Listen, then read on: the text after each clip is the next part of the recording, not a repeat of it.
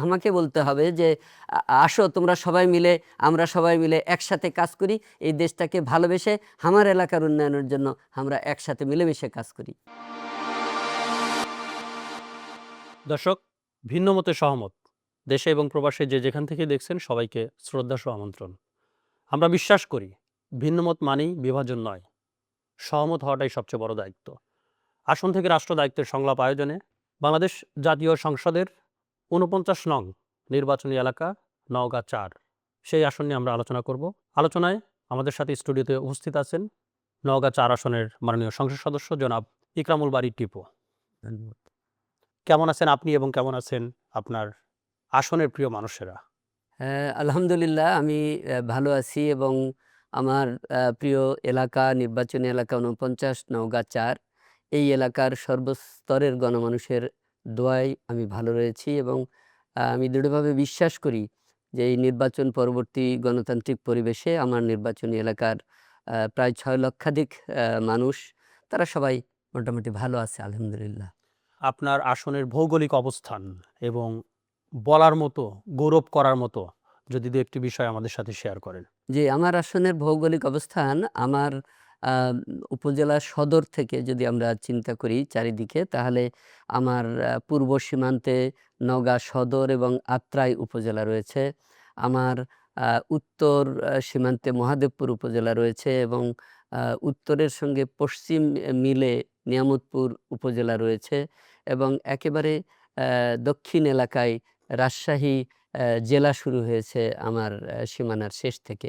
আপনার আসনের একটা শক্তি সম্পর্কে জানতে চাই যে আপনার আসনের প্রধান শক্তি আসলে কি? আমার আসনের প্রধান শক্তি হচ্ছে কৃষি এবং মৎস্য। কৃষি নির্ভর আমাদের এই দেশ, আপনারা জানেন। আমার আসনের জমি উর্বর এবং মানুষ কৃষির উপর নির্ভরশীল এবং আমাদের আসনের যা আমরা কৃষি পণ্য উৎপাদন করি, সেগুলো আমাদের নিজেদের চাহিদার কথা যদি চিন্তা করি উপজেলার, সেইটা মিটিয়ে আমরা পার্শ্ববর্তী যে কোনো জায়গায় এবং দেশের বিভিন্ন অঞ্চলে এটা সরবরাহ করার মতন ধান বা অন্যান্য ফসল আমরা উৎপন্ন করি। আবার আমাদের নদী, নালা, বিল, খাল পর্যাপ্ত রয়েছে আমাদের এলাকায়। সেইজন্য আমাদের মাছ চাষ এবং আ সাধারণত আ বিলের মধ্যে প্রাকৃতিকভাবে যে মাছগুলো হয় সেগুলার খুব উৎপন্ন হয় আমাদের এলাকায়। এইজন্য আমরা আ মাছে ভাতে বাঙালির যে প্রবাদটা রয়েছে, সেইটার প্রকৃষ্ট উদাহরণ হতে পারে আমার উপজেলা। এইটাই আমাদের প্রাণশক্তি। আপনি বলেছেন যে আপনার আসনের কৃষি খাতটা দেশের বিভিন্ন জায়গায় আসলে যাচ্ছে। আমরা যদি স্পেসিফিক জানতে চাই যে ঢাকা সহ অন্যান্য কোন শহরের সাথে আপনার আসনের এই ব্যবসায়িক যোগাযোগটা খুব বেশি ব্যবসায়িক যোগাযোগ শক্তিশালী? মূলত ঢাকার সঙ্গে, যেহেতু ধান, আপনারা জানেন যে নওগাঁ জেলাই হচ্ছে ধান উৎপন্নকারী জেলাগুলোর মধ্যে অন্যতম প্রধান জেলা এবং নওগাঁ জেলা থেকেই মূলত সারা বাংলাদেশের জন্যই এই চাল, ধান যা কিছু এগুলা রপ্তানি হয় সেগুলো ঢাকামুখী আমাদের হয়।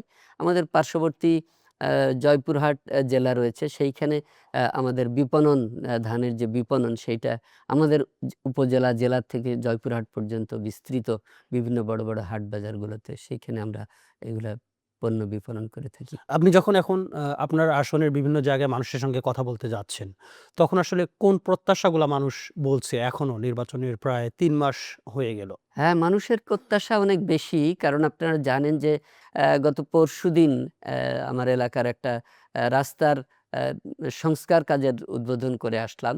এটা দিয়ে আমি বলতে চাই যে এইটা হচ্ছে প্রায় ১৫ বছর আগে ওই বাঁধটা, বেড়ি বাঁধটা ভেঙে যায়, নদীর বন্যার সময় ভেঙে যায়।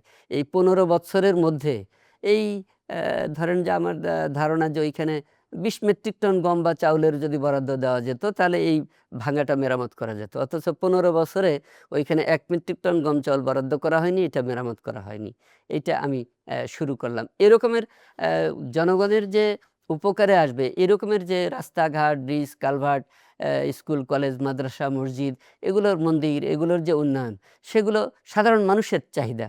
সেই সাধারণ মানুষের যে চাহিদাগুলো, এগুলো পূরণ করা হয়নি। এগুলাই এখন মানুষের প্রত্যাশা। তারপরে মানুষের প্রত্যাশা আছে আপনারা এখন সরকারে, আপনি সেটা করবেন। আমরা যদি ইনশাআল্লাহ। আপনার আসনের কয়েকটি প্রধান সমস্যা নিয়ে জানতে চাই, যদিও আপনি আপনার কথা উল্লেখ করেছেন, তারপরে যদি আপনি ধরে, ধরে ১০ টি সমস্যার কথা জি, বলেন যে আমি ধরে, সমস্যাগুলো। ধরে বলতে পারি। আমি আমার নির্বাচনী যে প্রচারণার সময়ে মানুষের দাবির প্রেক্ষিতে যে সমস্যাগুলো আমি চিহ্নিত করেছিলাম, তার মধ্যে অন্যতম প্রধান হচ্ছে একটা যে আমাদের এই উপজেলার ৬ লক্ষ মানুষ।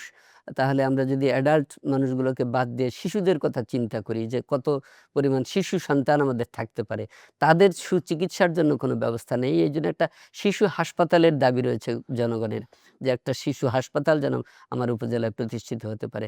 আমার উপজেলাকে ২ ভাগে বিভক্ত করেছে আমার উপজেলার আ শুরু থেকে শেষ পর্যন্ত প্রবাহমান আত্রাই নদী এবং তারই একটা শাখা নদী রয়েছে রানী নদী। এই ২ টা নদীর উপরে অন্তত আ আরো আত্রাই নদীর উপর ৪ টা সেতু হওয়া দরকার কমপক্ষে, এবং এই রানী নদীর উপর ৩ টা সেতু হওয়া দরকার। এইটা আমরা বাস্তবায়ন করতে চাই বা জনগণ এইটা চায়। আবার হচ্ছে আমাদের যে নদীর কথা বললাম আত্রাই নদী, এই নদীটা বর্ষার পরে কিছুদিন পর থেকেই দেখবেন যে মার্চ মাসের থেকে আমি খেয়াল করেছি এটা শুকিয়ে যায়। পানির প্রবাহ একদম বন্ধ হয়ে যায়। এই নদীটা খনন করা খুব জরুরি। আমাদের যে পরিকল্পনা সরকারের রয়েছে যে আ এই ৫ বছরের মধ্যে ২৫,০০০ কিলোমিটার নদী বা খাল খনন করা হবে, তার আওতায় এনে এই নদীটা যদি আমরা খনন করতে পারি তাহলে আমাদের যে কৃষি নির্ভর অর্থনীতি এতে একটা বড় ভূমিকা রাখতে পারবে আত্রাই নদী খনন ধন্যবাদ। করলে। মাননীয় সংসদ সদস্য, আপনি যে সমস্যার কথাগুলা বললেন, আপনি আপনার কথাই বলেছেন যে দীর্ঘদিন যাবত এই সমস্যাটা আসলে চলে আসছে। জি। আমি যদি আপনার কাছ থেকে জানতে চাই, এই সমস্যাটা আসলে সমাধানে বাধা কোথায়? আপনি তো নিশ্চয়ই এখন আপনি সরকারে এবং আপনার উপরেই সবাই এই প্রত্যাশাটা করবেন। আপনি বাধাগুলা আসলে কোথায় আমাদের আমি সাথে শেয়ার এটা করেন? ব্যক্তিগতভাবে আমি বলতে পারি যে আমি মনে করি না যে সরকার, কোনো সরকারেরই যদি আন্তরিক ইচ্ছা থাকে, সদিচ্ছা থাকে, তাহলে এই সমস্ত উন্নয়ন কর্মকাণ্ড করবার জন্য কোনো বাধা আছে বলে আমি মনে করি না, এবং আমাদের বর্তমান সরকারের দিক থেকে আমি সেই পজিটিভ আ মানে চিন্তা ভাবনা বা কাজ করার যে মানসিকতা সেটা আমি লক্ষ্য করছি। আমি মাত্র তো প্রায় ৩ মাস হতে চলল আমাদের নির্বাচন হওয়ার পরে। এর মধ্যেই আমার উপজেলার এই সমস্যাগুলো সহ আরো কিছু সমস্যা নিয়ে আমি যত যে সমস্ত মন্ত্রণালয়ে দাবি দেওয়া করেছি, সংসদে কথা বলেছি, এইগুলোর সবটাতেই আমি ইতিবাচক সাড়া পাচ্ছি। আপনার এই দাবির কথার সঙ্গে আমরা আরেকটি বিষয় জানতে চাই যে আপনার আসনের সবচেয়ে বেশি প্রান্তিক এবং অবহেলিত জনগোষ্ঠী কারা? এই আমার আসনের সবচেয়ে বেশি প্রান্তিক অবহেলিত জনগোষ্ঠী আমার কিছু ক্ষুদ্র নৃতাত্ত্বিক জনগোষ্ঠী বলতে যেটা আমরা বুঝি, উপজাতীয় বলি আমরা সাধারণভাবে। তারা কিছু অবহেলিত রয়েছে প্রান্তিক জনগোষ্ঠী হিসেবে। তো তাদের ভাগ্য উন্নয়নের জন্য কিছু করা দরকার। তাদের পেশা কি কোনো পরিবর্তন আসছে বা আপনি পেশা নিয়ে কোনো ভাবছেন যে পেশা নিয়েও আমরা ভাবছি যে তারা আগে যে কাজগুলো করতো, আ নৃতাত্ত্বিক জনগোষ্ঠীর লোকেরা যে বিভিন্ন কুটির শিল্প আ তারা নিজেরা করতো। বাঁশ, কাঠ, বেত এগুলোর কাজ তারা করতো। আমরা ২-১ টা জায়গায় ইতিমধ্যে সেগুলোকে উৎসাহিত করছি যাতে তারা তাদের নিজ পেশায় থাকতে পারে। কারণ সেই পেশার আ কোনো আ উন্নতি না করার কারণে সেই পেশায় তারা ভালো সুফল পায়নি দেখে তারা কিন্তু আমাদের কৃষি পেশার সাথে সংশ্লিষ্ট হয়। লেবার হিসেবে তারা কাজ করে, শ্রমিক হিসেবে কাজ করে কৃষি জমিতে। তো এই জায়গা থেকে ফিরে গিয়ে তাদের পেশায় যেন তারা ফিরে আসতে পারে, এ ব্যাপারেও তাদের সাথে পরামর্শ করে আমি আস্তে কার্যক্রম গ্রহণ একই করছি। সাথে যদি তরুণদের বিষয়ে বলা হয় যে তরুণদের আসলে ওইখানে বড় শক্তি কি এবং তাদের কাজের কোনো চ্যালেঞ্জ আছে কিনা? তরুণদের জন্যে আ আমি আগে বলে নিই কথাটা, সেটা হচ্ছে যে আপনারা সবাই জানেন যে আজকে আমাদের এই সারা বাংলাদেশে এই তরুণ এবং যুব সমাজ তারা কিন্তু আ খুব খারাপ একটা দিকে টার্ন নিয়েছে। আমার এলাকাসহ বিভিন্ন এলাকায় আমি খোঁজখবর রাখি। সেটা হচ্ছে তারা ২ ধরনের আসক্তিতে জড়িত হচ্ছে। একটা হচ্ছে মাদকাসক্তি, আরেকটা হচ্ছে অ্যান্ড্রয়েড ফোনের আসক্তি। এই ২ জায়গার থেকে যদি আমরা তাদেরকে কাজের মধ্য দিয়ে তাদের খেলাধুলা বা অন্যান্য যেগুলোতে তারা সম্পৃক্ত হলে এই আসক্তিগুলো থেকে ফিরে আসতে পারবে, এগুলোর দিকে যদি আমরা নজর দিতে পারি তাহলে ১ম এ তাদেরকে একটা সুশৃঙ্খল ধারায়, সুস্থ ধারায় ফিরিয়ে আনতে হবে। তারপরে তাদের জন্য কি কাজ করা যায়? তরুণরা তো আমরা ধরেই নিই যে তারা আগে পড়ালেখা করবে, তারপরে শিক্ষা জীবন শেষ করে তারা তাদের কর্মক্ষেত্রে যাবে। আর যারা পড়ালেখা করবে না বা একটা নির্দিষ্ট পরিমাণ করে আর উচ্চশিক্ষার জন্য যাবে না, এই সমস্ত তরুণ এবং যুবকদের জন্য কর্মসংস্থান সৃষ্টি করবার লক্ষ্য নিয়ে আমরা আমাদের উপজেলায় আমরা প্রশিক্ষণ কেন্দ্র স্থাপন করার চেষ্টা করছি এবং যতক্ষণ না সেই কেন্দ্র হচ্ছে ততক্ষণ আমরা আমাদের যুব উন্নয়ন অফিস রয়েছে, অন্যান্য এনজিওগুলো রয়েছে, তাদের মাধ্যমে আমরা এই তরুণদেরকে বিভিন্ন ট্রেডে আমরা প্রশিক্ষণ দেওয়াচ্ছি। মানে সংসদ সদস্য আমরা একটু পেছনে যাই। জি। পেছনে হলো আপনি যখন নির্বাচনের আগে মানুষের কাছে যাচ্ছিলেন, সেই সময়ের কোনো স্মৃতি বা মানুষ কি প্রত্যাশাটা আপনার কাছে করেছিল, সেই সময়ের কোনো একটা মুহূর্ত যদি আমাদের সাথে একটু শেয়ার করেন? না, অনেক মুহূর্ত আছে নির্বাচনের সময়, এত ভালো, ভালো কিছু স্মৃতি আছে যেগুলো একই সঙ্গে কিছু আনন্দদায়ক স্মৃতি রয়েছে, কিছু দুঃখ বেদনার স্মৃতিও রয়েছে। আ আমি পেশায় একজন চিকিৎসক, আপনি হয়তো জেনে থাকবেন। তো সেই চিকিৎসক হিসেবে মূলত আমি যখন কোনো গ্রাম এলাকায় কোনো পাড়ার মধ্যে ঢুকতাম, তখন মানুষ ভুলে যেত যে আমি নির্বাচনের জন্য গিয়েছি, ভোট চাইবার জন্য গিয়েছি। সেইটা ভুলে গিয়ে বরং কার শিশু সন্তান অসুস্থ, আমি আবার শিশু রুগী দেখি আমি, শিশু বিষয়ে কিছু আ মানে ট্রেনিং নেওয়া আছে, ডিপ্লোমা করা আছে। এইজন্য শিশুর চিকিৎসক হিসেবেই আমার একটা পরিচিতি আছে এলাকায়।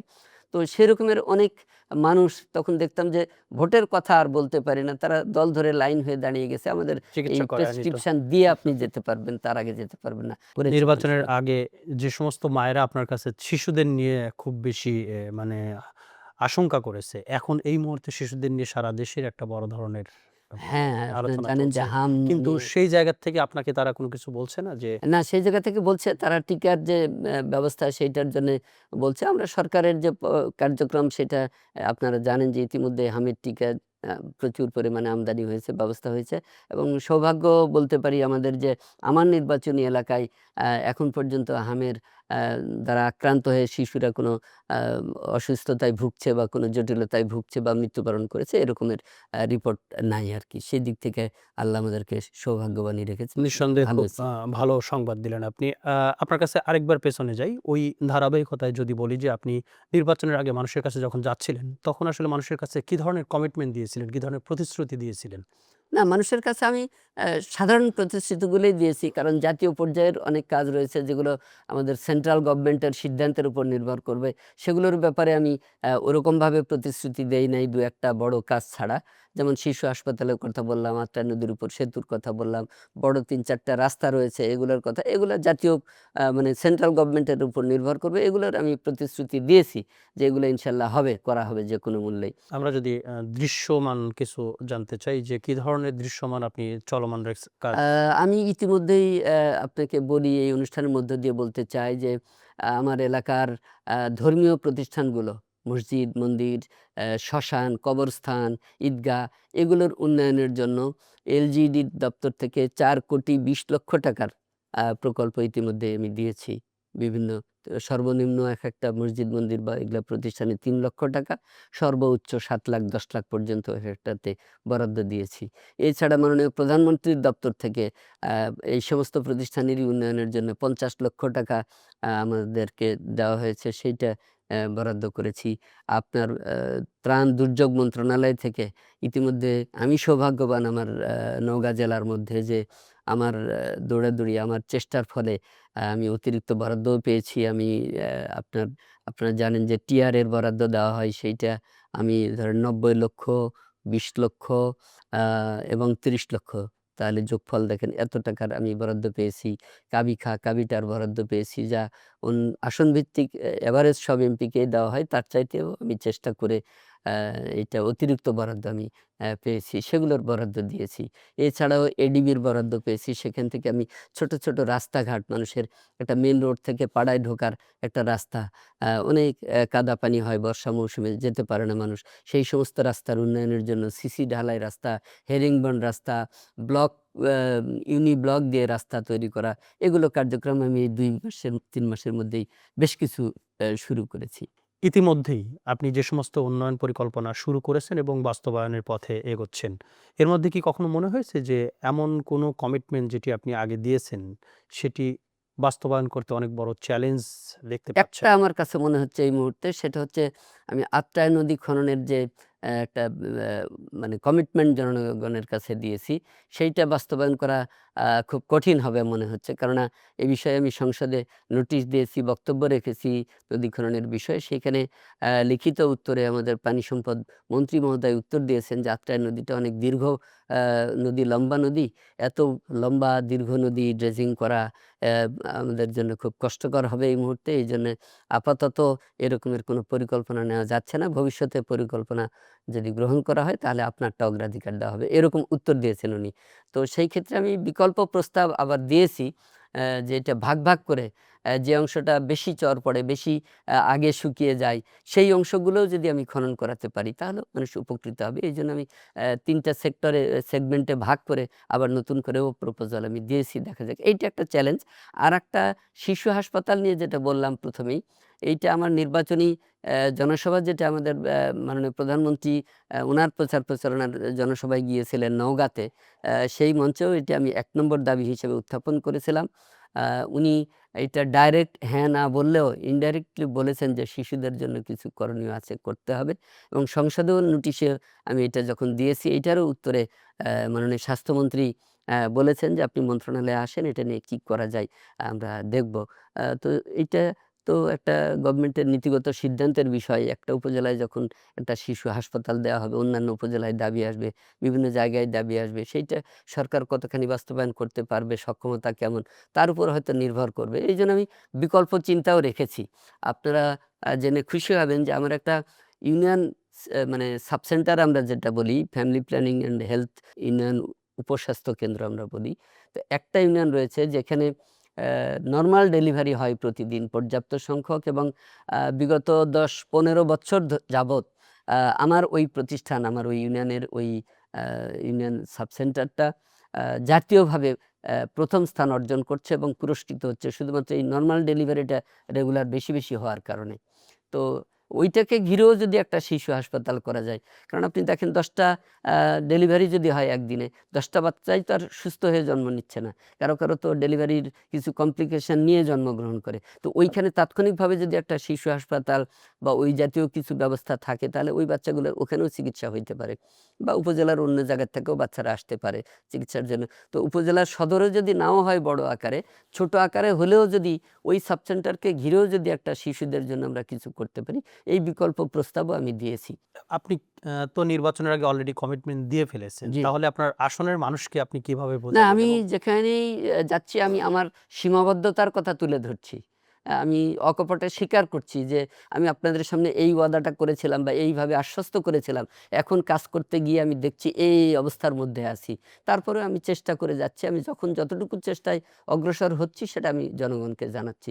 তারা কি ইতিমধ্যেই বুঝতে সক্ষম হয়েছে যে তাদের ভোটটা আসলে মূল্যহীন হয় না? আমি মনে করি যে মানুষের যে একটা জায়গায় গেলে আপনি যদি ১০০ জন লোকের সামনে দাঁড়ান, আপনি ২ টা কথা বলেন, মুখের দিকে তাকালে কিন্তু মানুষের চেহারা বলে দিবে যে আপনার কথায় কে খুশি হচ্ছে, কে নাখোশ হচ্ছে। এক নজর যদি খেয়াল করা যায়। তো সেই হিসাবে আমি বলব যে আমার এলাকার জনগণ এখন পর্যন্ত আমার উপর খুশি রয়েছে। তারা মনে করছে যে একজন যোগ্য মানুষকেই আমরা ভোট দিয়েছি। আপ আমরা যদি প্রশ্ন করি আপনার কাছে যে একজন সংসদ সদস্য হিসাবে সবচেয়ে বড় জবাবদিহিতাটা আসলে কি? সবচেয়ে বড় জবাবদিহিতাই তো জনগণের কাছে। আপনি যদি আপনার কাজের বিষয়টা মানুষকে অবহিত করতে পারেন ঠিক মতন, আ তাহলে মানুষ বুঝবে যে না, আপনি তাদের জন্য কাজ করছেন। সুতরাং জনগণের সামনাসামনি হওয়া। আমার যেমন একটা পরিকল্পনা রয়েছে যে আমি ৩ মাস অন্তর, এটা হবে না। আমি ১ম এ চিন্তা করেছিলাম ৩ মাস অন্তর করব। কিন্তু ৩ মাসে তো বেশি অগ্রসর হওয়া যাবে না জনগণকে জানানোর মতন। এজন্য আমি পরবর্তীতে আমার সিদ্ধান্ত পরিবর্তন করে ৬ মাসিক একটা সিদ্ধান্ত নিয়েছি যে প্রতি ৬ মাস অন্তর আমি জনতার সামনাসামনি দাঁড়াতে চাই। মানুষকে আহ্বান করতে চাই, গোটা উপজেলার মানুষকে, আপনারা আমাকে জবাবদিহিতার আওতায় আনেন। আপনাদের কাছে যে কথাগুলো বলেছিলাম তার সম্পর্কে আপনারা জানতে চান, আমি জানাই, এবং পরবর্তীতে আপনাদের দাবি কি, আপনাদের প্রত্যাশা কি, আমরা মিলে মত বিনিময় করে আমরা কাজ করি। তাহলে আমি মনে করি যে জনগণের সামনে আমার জবাবদিহিতা নিশ্চিত করতে পারবো। সেই লক্ষ্য নিয়ে আমি এগোচ্ছি। আপনার এই সময়ে এই দায়িত্বে এসে আমি যদি প্রশ্ন করি যে আপনার সবচেয়ে বড় শক্তিটা কি? অতীত থেকে কোন জিনিসটা আপনাকে এখন এই দায়িত্ব পালন করতে? আমি ব্যক্তিগত মনে করি যে আমার নির্বাচনী এলাকার জনগণের ভালোবাসাই আমার শক্তি। আমি দীর্ঘ প্রায় ৩২ বছর যাবৎ আ এই চিকিৎসা পেশার সঙ্গে জড়িত রয়েছি। আ এবং একই সঙ্গে আমি এই রাজনৈতিক কর্মকাণ্ডের একজন রাজনৈতিক কর্মী হিসেবে কাজ করে যাচ্ছি। এবং সেই কারণে আমার নির্বাচনী এলাকার প্রায় ৩০১ টা গ্রাম রয়েছে। এমন কোনো গ্রাম, এমন কোনো পাড়া নেই যেখানে আমার পা পড়ে নাই। মানুষের কাছে যাওয়া পড়ে নাই। এরকম জায়গা নাই এই ৩২ বছরের মধ্যে। সুতরাং তাদের একেবারেই ঘরে গিয়েছি, তাদের বাড়িতে গিয়েছি, উঠানে গিয়েছি যেহেতু তাদের সম্পর্কে সম্পর্কিত হয়েছি তাদের সাথে আমি। এই কারণে তারা আমাকে ভালোবাসে, আমিও তাদেরকে ভালোবাসি। আমি আপনাকে একটু থামিয়ে দেই। আপনি অতীতে নির্বাচনের আগে যখন আপনি প্রান্তিক জনগোষ্ঠীর কাছে গিয়েছেন, আপনি উঠানে, উঠানে গিয়েছেন। কিন্তু নির্বাচনের পরে তো আপনি যাচ্ছেন। এখন তো আপনি এমপি হয়ে যাচ্ছেন, সংসদ সদস্য হয়ে যাচ্ছেন। এই ২ টার মধ্যে কোনো পার্থক্য খেয়াল করছেন সাধারণ মানুষের সঙ্গে কথা বলে? পার্থক্য বেসিক কোনো পার্থক্য আমি দেখছি না। এইজন্য যে দেখছি না যে এই যে বললাম যে আমার জার্নিটা অনেক লং। দীর্ঘ ৩২ বছর আমি মানুষের কাছে ডাক্তার, ডাক্তার ভাই এই হিসেবে পরিচিত। তো সেইখানে যখনই কোথাও যাচ্ছি সাধারণ মানুষ আমাকে কিন্তু এমপি সাহেব বলছেন না। সাধারণ মানুষ আমাকে আগে যেভাবে ডাকতেন, যেভাবে কথা বলছেন সেভাবেই কথা বলছেন এবং আমি সেটা উপভোগ করি। এটা ভালো লাগে আমার। এই এমপি সাহেব বললে আমার কাছে মনে হয় যে সাধারণ মানুষের সঙ্গে একটা দূরত্ব তৈরি হয়। এই দূরত্বর জায়গাটা আমি নিজেও তৈরি করতে চাই না। এইজন্য জনগণের সেই ভালোবাসাটা আগের মতো রয়েছে। তবে একটু পার্থক্য হচ্ছে এই যে যেটা বলছিলাম যে দীর্ঘ প্রায় ১৫-১৭ বছর ধরে মানুষ যে উন্নয়ন বঞ্চিত রয়েছে। এইজন্য যেখানেই যাচ্ছি সব মানুষ সমস্বরে একেকজন একেক দাবির কথা একবারে বলার চেষ্টা করছে। যার কাছে যেটা গুরুত্বপূর্ণ সেই দাবিগুলো একেকজন একেক ভাবে বলার চেষ্টা করছে। কেউ জোরে, কেউ ধীরে, কেউ মানে একই সাথে বলতে হচ্ছে তাদের। মনে করছে আমারটা বললে বোধহয় আগে হবে, আমারটা বললে বোধহয় আগে হবে। এরকমভাবে যে মানুষ দাবি করছে, এইটাও আমি একটা মানে মনে, মনে উপভোগ করি যে মানুষের যে প্রত্যাশা সেইটা আমি উপলব্ধি করি। এটা আমার ভালো লাগছে। তাদের যে সমস্যাগুলো সেগুলোর সমাধানের জন্যই তারা দাবি করছে। আমি নোট নিচ্ছি সাথে, সাথে এবং আম যেটা সম্ভব আমি তাৎক্ষণিকভাবে সমাধান দেওয়ারও চেষ্টা করছি। উপজেলা লেভেলের যে আমাদের বিভিন্ন দপ্তর রয়েছে, আমি স্পট থেকে তাদের সঙ্গে কথা বলি, ভিডিও কলে কথা বলি। তাদের মুখ থেকে নিয়মকানুনের কথা আমি জনগণকে শুনিয়ে দেই যে এইটা এই করতে গেলে এই করতে হবে, এইভাবে আসতে হবে, এইভাবে করতে হবে। তাতে একটা সময় লাগতে পারে। সেইটা আমি তাৎক্ষণিকভাবে জনগণের কাছে আমি বোঝানোর চেষ্টা করি যাতে জনগণ পরে আ আমাকে আবার গেলে আবার না ধরে যে আপনার কাছে ২ মাস আগে বললাম, এখন আসলেন ২ মাস পরে, কাজটা তো হলো না এখনো। আপনি বলে গিয়েছিলেন যে হবে। তো সেইজন্য একটা টাইম ফ্রেম যাতে তারা বুঝতে পারে যে এই কাজটার জন্য এরকম আসলে সময় লাগে। এইটা আমি ক্লিয়ার করে রাখার চেষ্টা করি। সমালোচনা বা ভিন্নমত আপনি শুনেন যেটা আপনার অগোচরে হয়তোবা বলে না, বা আপনার বিভিন্ন ভিন্নমত আছে। হুম। ভিন্নমত তো থাকবেই। আর ভিন্নমত না থাকলে আ নিজেরা কারেকশন ও হওয়া যায় না। এইজন্য আমি ভিন্নমত আহ্বানও করি। আমি আ সব জায়গায় বলি যে আপনারা প্রকাশ্যে হোক, গোপনে হোক, সামাজিক যোগাযোগ মাধ্যমে হোক, আমার সমালোচনা করবেন। আমার দোষ ত্রুটি, ভুল ত্রুটিগুলো আপনারা তুলে ধরবেন। তাহলে আমি সংশোধন হওয়ার চেষ্টা করব। এটা আছে। এই ভিন্ন মতগুলার মধ্যে থেকে কোন সমালোচনাগুলা বা কোন ভিন্ন মতগুলো আপনার কাছে সবচেয়ে বেশি গ্রহণযোগ্য মনে হয়? না, ভিন্নমত বলতে আমি যেটা মনে করি যে মানুষ যেটা আশা করছে, আমার এলাকার কথা আমি বলব, সারা দেশের কথা বলব না। সেইটা হচ্ছে যে রাজনৈতিক যে সংস্কৃতি, আমাদের দেশের যে রাজনৈতিক সংস্কৃতি, এক দল আরেক দলের সাথে মুখ দেখাদেখি করে না, কথাবার্তা বলে না, সম্পর্কের দিনে অবনতিই হয় নেতৃত্বের পর্যায়ে। সেই জায়গা থেকে আমার এলাকার মানুষের প্রত্যাশা যে আমরা সবাই মিলেমিশে কাজ করতে চাই। আপনি সেই পরিবেশ করতে হবে আপনাকে। এই যে দাবি, এইটা একটা আমি মনে করি যে দলের কর্মীদের মতের সাথে অন্য সাধারণ মানুষের একটা মতের ভিন্নতা এটা। আপনার আসনের প্রধান প্রতিদ্বন্দ্বী কে ছিলেন? আমার আসলে প্রধান প্রতিদ্বন্দ্বী ছিলেন বাংলাদেশ জামাতে ইসলামের নওগাঁ জেলা শাখার আমির। উনার বাড়িও আমার উপজেলায়। এই কারণে উনিই প্রার্থী হয়েছিলেন। অ্যা উনার যদি ২ থেকে ৩ টি ইতিবাচক গুণ সম্পর্কে আপনার কাছ থেকে জানতে চাই, উনি যদি আপনি স্বীকার করেন। ব্যক্তিগতভাবে মানুষ ভালো। আ আমি পছন্দ করি তাকে এবং আ দল আলাদা হলেও নির্বাচনের মাঠে একে অপরের বিরুদ্ধে দাঁড়ালেও নির্বাচনের মধ্যেও আমরা বেশ কয়েক জায়গায় একত্রিত হয়েছি, একত্রে জনগণের সামনে কথাবার্তা বলেছি। সেদিক থেকে উনার আচার-আচরণ সেটা ভালো, মানুষ হিসেবেও ভালো। আবার উনার মধ্যে অ্যা কাজ করার যে মানসিকতা, মানুষের কল্যাণের জন্য কাজ করার যে মানসিকতা, যে দাবিগুলো অগ্রাধিকার দেওয়া উচিত, আমি মনে করি সেগুলোর মধ্যে দেখি যে উনারও মিল আছে যে হ্যাঁ, এই দাবিগুলো আগে বাস্তবায়ন করা উচিত। এরকম কিছু, কিছু বিষয় উনার মধ্যে আছে যেগুলো আমি পছন্দ করি। আমরা অনুষ্ঠানের একেবারে শেষ প্রান্তে। সবার আগে বাংলাদেশ যে স্লোগানটা আপনার সরকারের পক্ষ থেকে দেয়া হচ্ছে, আপনার জায়গা থেকে আপনি একজন সংসদ সদস্য, আপনার জায়গা থেকে সবার আগে বাংলাদেশের অর্থটা কি? সবার আগে বাংলাদেশ বলতে যেটা দেওয়া হচ্ছে আমাদের থিম, যেটা আপনি যদি চিন্তা করেন সেটা হচ্ছে যে আমরা আহ, মানে পররাষ্ট্রনীতির ক্ষেত্রে বিদেশকে বন্ধু সুলভভাবে আমরা নেব, গ্রহণ করব, তাদের কাছ থেকে সুযোগ সুবিধা আমরা নেওয়ার চেষ্টা করব, আমাদের কাছ থেকে তাদের যে যদি কিছু প্রাপ্য থাকে সেটা দিব, কিন্তু সেটা কারো বশীভূত হয়ে নয়, কারো আমরা বন্ধুভাবে যেন থাকতে পারি, কারো অধীনে আমরা যেন না করি, কারো চোখ রাঙানিতে যাতে না করি, একটা দিক। আর একটা দিক হচ্ছে যে আমাদের এই দেশটাকে নিয়ে আগে ভাবতে হবে যে ভালো মন্দ সবকিছু মিলেই থাকবে, কিন্তু দেশের উন্নয়ন ভাবনা এগুলোকে আমাদের বেশি গুরুত্ব দিতে হবে, যাতে আমাদের সকলের মধ্যে দেশপ্রেমটা আসে, নিজের স্বার্থের আগে দেশের কথা যেন আমরা চিন্তা করি। এই দিক থেকেও বলবো যে সবার আগে বাংলাদেশ। এইভাবেই আমরা এই আমাদের এলাকার কথা যদি বলি, আমি যেমন আমার এলাকায় স্লোগান দিই সবার আগে বাংলাদেশ, তারও আগে আমার মান্দা।